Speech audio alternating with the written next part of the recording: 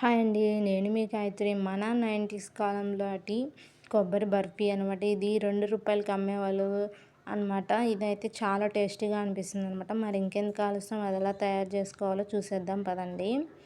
ఇట్లా నేనైతే ఒక కొబ్బరికాయ అనేది తీసుకున్నాను అనమాట. ఇక దీన్ని చిన్న చిన్న ముక్కలుగా చేసేసుకొని దీన్ని గ్రైండ్ చేసేసుకున్నాను అనమాట.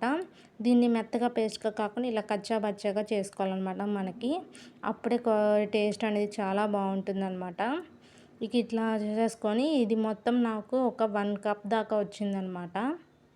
ఈ 1 కప్ కొబ్బరి తురుముని మనం మిక్సీలో అన్నా వేసుకోవచ్చు, లేదంటే విడిగా కొబ్బరి తురిమేది ఉంటుంది కదా, దాంతో అయినా తురుముకోవచ్చు అనమాట. నేను ఇక్కడ ఒక ప్యాన్ పెట్టేసి ఒక స్పూన్ నెయ్యి అనేది యాడ్ చేసుకున్నాను అనమాట.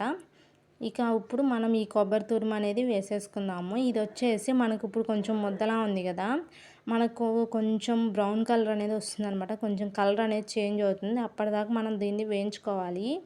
ఇప్పుడు ఓ పక్కన గిన్నె రాసుకొని దానికి నెయ్యి అనేది పక్కన అప్లై చేసి పెట్టుకున్నాను అనమాట. అలాగే ఇప్పుడు 1 కప్ కొబ్బరి తురుముకి ఇక్కడ 3/4 కప్ షుగర్ తీసుకున్నాను నేను. కొంతమంది 1 కప్ కూడా యాడ్ చేసుకోవచ్చు అనమాట. 3/4 కప్ సరిపోతుంది. చూసారా, ఇట్లా బ్రౌన్ కలర్లో వచ్చినప్పుడు ఇప్పుడు మనం షుగర్ అనేది యాడ్ చేసుకోవాలి. ఈ షుగర్ అంతా కొంచెం కరిగినాక మనం ఇప్పుడు కొద్దిగా వాటర్ యాడ్ చేసుకోవాలి. కొంతమంది పాకంలో యాడ్ చేసుకుంటారు, పంచదార పాకం పట్టి దాంట్లో కూడా యాడ్ చేసుకోవచ్చు. ఇట్లా అయితే ఇంకా చాలా ఈజీగా ఉంటుంది. కొంతమందికి పాకం ఎట్లా పట్టాలో తెలియదు కదా, అలాంటప్పుడు ఈ ప్రాసెస్ అనేది చాలా ఈజీగా ఉంటుందన్నమాట. చూసారా, మనం కొబ్బరి అనేది ఇట్లా దగ్గరకు వచ్చేస్తూ ఉంటుందన్నమాట, బాగా గట్టి పడుతున్నప్పుడు.